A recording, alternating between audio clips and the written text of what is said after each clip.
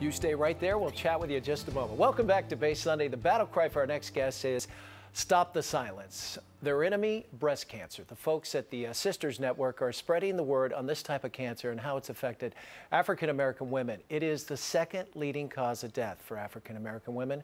Their founder and president has a profound connection to Sisters because she, too, is a breast cancer survivor, still fighting the good fight. A mother of two, a grandmother of six. She has received a number of community and leadership awards for her work. Please welcome the gal that runs the Bay Area Sisters Network, Gail. Gail Bishop, how are you? Good, how are you? Good to have you with us today. Thank you. Well, tell our viewers, how are you doing? Because I know you beat it. It's come back 3 or 4 times since, hasn't it? Right.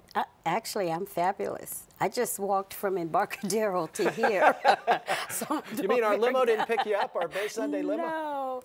Actually, I'm doing really, really well.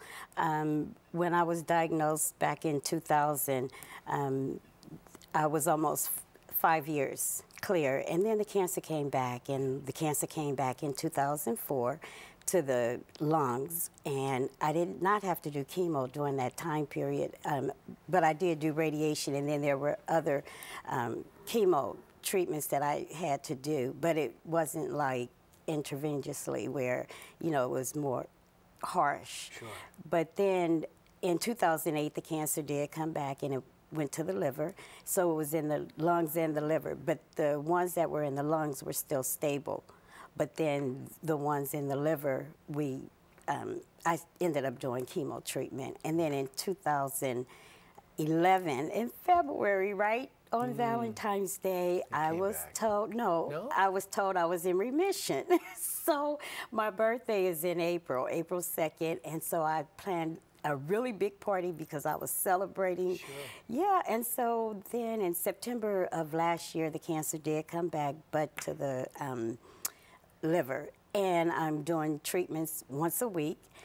And I had my CAT scan and the cancer is stable, but the chemo treatment is not harsh at all. Okay. So I'm able, I work out on Mondays, Tuesdays, and Thursdays. And we just made you walk 2 miles, It just made me walk. Yeah, I go to the YMCA. On those days, I do my exercising, and I...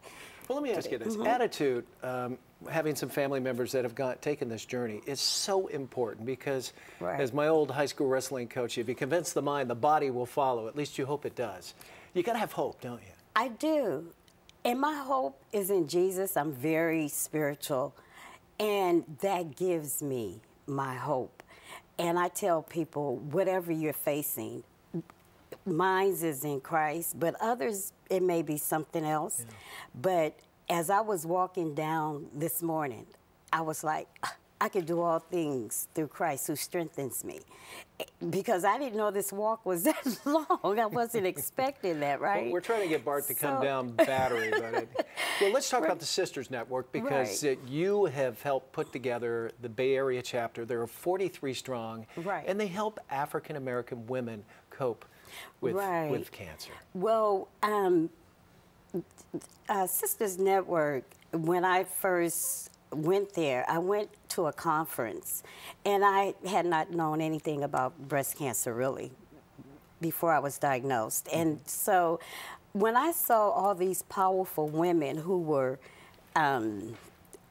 you know, just, I couldn't believe it. I didn't even know that they had cancer. I mean, they were just so beautiful and really fighting and really learning. And as I found out that the mortality for African-American women was so much higher than white women, which white women are diagnosed more.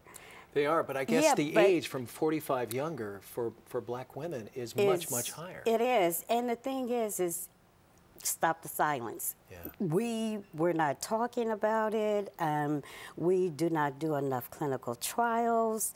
There's so much education that needs to be told about this disease because as I found out, because I couldn't understand why our mortality was so much higher and why our cancer was so much aggressive, and it was because we did not do enough clinical trials. And the sister, now, how do they reach out and help those that need help? What they do is they educate us. They give us information. They give us resources.